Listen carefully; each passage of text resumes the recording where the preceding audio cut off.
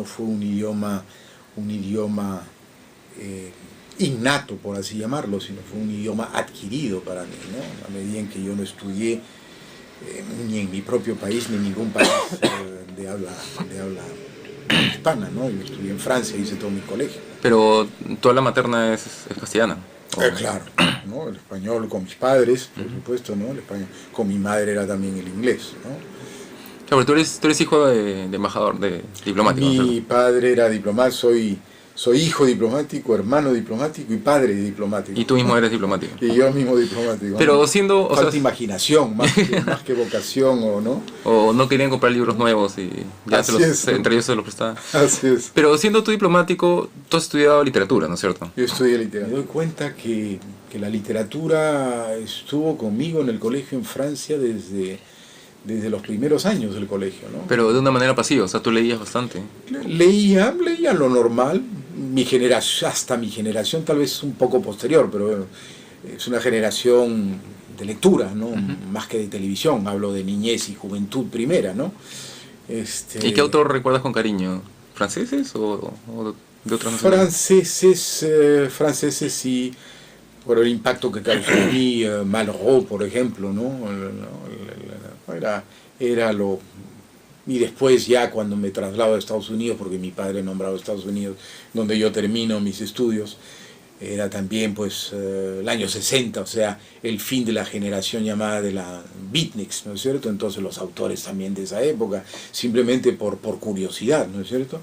Pero hasta que descubro a Borges, justamente, ¿no? ¿Y autores peruanos? ¿Tenías acceso a eso? Autores peruanos, menos? No, la verdad no. Mi padre tenía una biblioteca pequeña, porque al fin y al cabo cargar con una biblioteca como, ¿no? una mochila permanente como diplomático, ¿no? Era un poco difícil, pero tenía en casa Ricardo Palma, las tradiciones peruanas, ¿no? La edición de Aguilar, las tradiciones peruanas, de manera que ahí me entretenía con eso y era un entretenimiento en realidad, ¿no? Porque son muy entretenidas, la verdad, Palma, ¿no? Y las tradiciones, ¿no? Pero de autores peruanos así no, hasta la adolescencia mayor, ¿no es cierto? Hasta entrar casi en la adultez, ¿no? ¿Y entonces qué autor peruano te llamó la atención? Bueno, voy descubriendo de manera un poco desordenada, tal vez, hasta que justamente me ordeno en la universidad. Tu primer libro fue de cuentos, ¿no es cierto? Mi primer libro fue de cuentos. ¿Y eso fue una decisión premeditada o fue que simplemente te salió, querías escribir y eso fue lo que salió? No, lo que había estado escribiendo en francés desde mi adolescencia, ¿no? Y en inglés, ¿no? Antes que escribir en español, porque el español yo lo hablaba en casa, mi hermano y yo lo hablábamos en casa, pero nunca en realidad nunca habíamos aprendido a escribir en español, ¿no?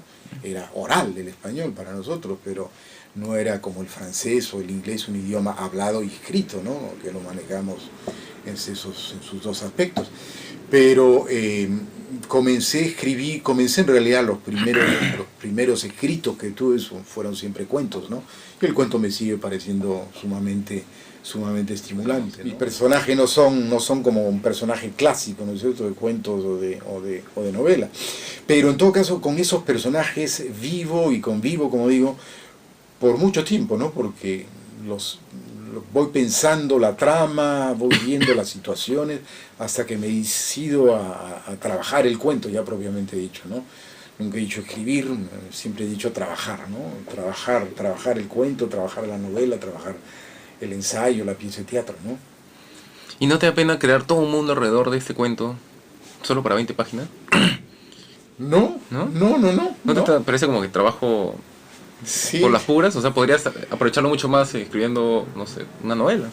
Claro. Mira tú, mi último libro en realidad ha sido un libro de cuentos mínimos, ¿no? Cuento de bolsillo. Cuentos súbitos, cuento de bolsillo, exacto, ¿no? Es un libro que le puse de nombre porque se explica por sí mismo, cuentos de bolsillo, algo yo llamo cuento de bolsillo al cuento súbito, al cuento inmediato, ¿no? Al cuento instantáneo. El cuento instantáneo pues consta de menos de una página.